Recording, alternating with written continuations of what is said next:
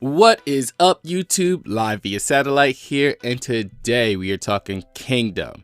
And in particular, guys, today we are talking about the up-and-coming awards ceremony. And to get even more specific than that, guys, some predictions for the awards ceremony. So guys, as of the most recent chapter, chapter 640, it is official, guys. This war is finally over.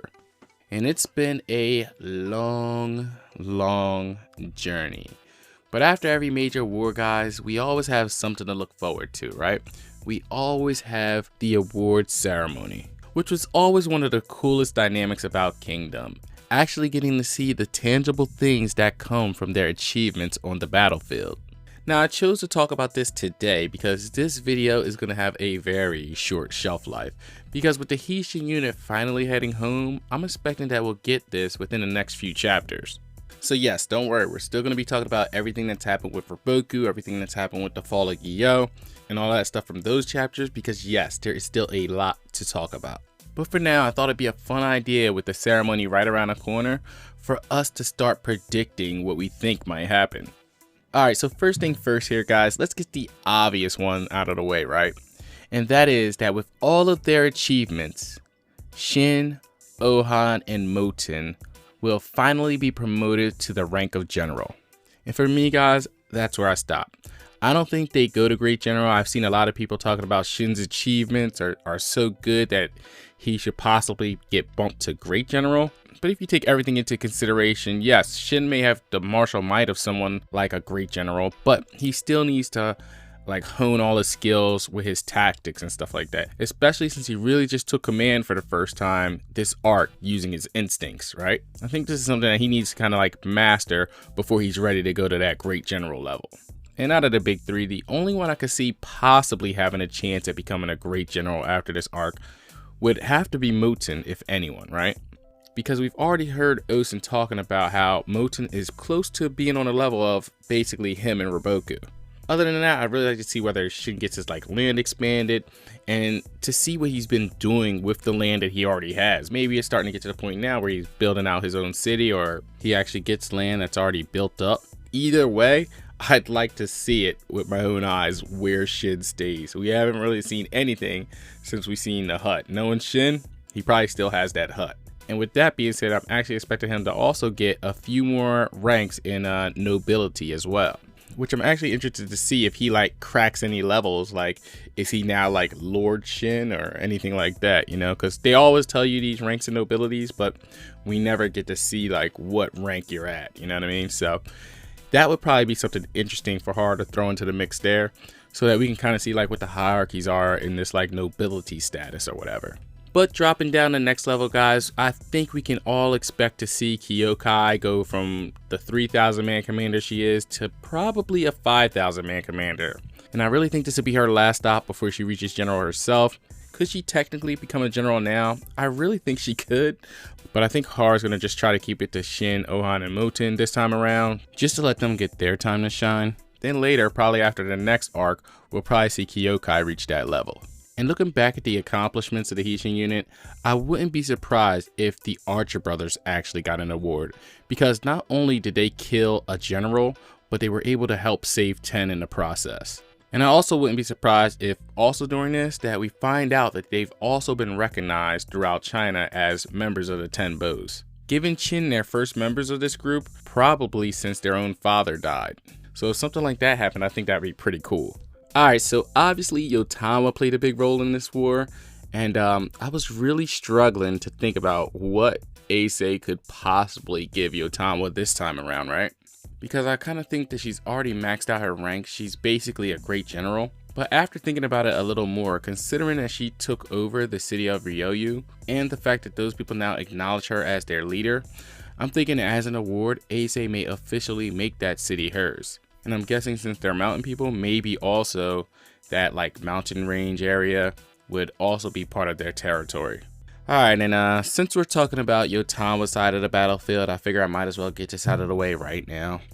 And that is the possible reward that Heki might get for his contributions in this war. Now listen, guys, the words that are about to come out of my mouth may sound blasphemous. I know. And I'm telling you right now that there is a 1%. I mean, like a 1% smidget of a chance that this happens. And the only reason I'm even mentioning it is due to the contractual obligations I have with the HIG union that we have here in the Kingdom community. And what they've stated, and I'll read this verbatim, is that due to Heki's overwhelming defeat of Rozo and his elite mastery of basic fundamentals, and the fact that Shobunkun sees him as his successor and lives vicariously through his eyes, Heki henceforth shall be promoted to the rank of Great General. Excuse me for a second. Alright guys, so with that out the way, and since we've brought up the rank of Great General, let's talk about who I actually think will join the likes of To and Mobu as the 3rd and 4th Great Generals of Chin. And of course, it can be none other than Osen and Kanki.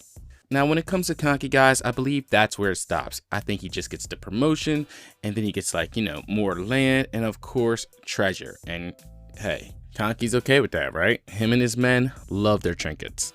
But Osen, guys, this is where I think a lot of surprises could happen, right? You have to remember, Osen just got done accomplishing what most people would consider impossible.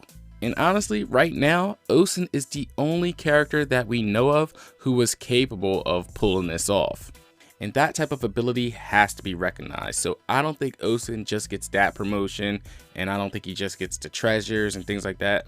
Like we discussed before, I kind of think Osen might be promoted even further and get his foot in the door, politically speaking. I mean, it's possible, like how Karen and Raboku are both prime ministers and great generals, that Osen actually gets that same treatment and becomes maybe Chancellor of the State, which is the position that Ryofui once had. Or maybe with Osen's achievements, it may be suggested that he's more capable to be the leader of military affairs. I mean, I don't think many people would argue that he could possibly be better than Shohiken at that position.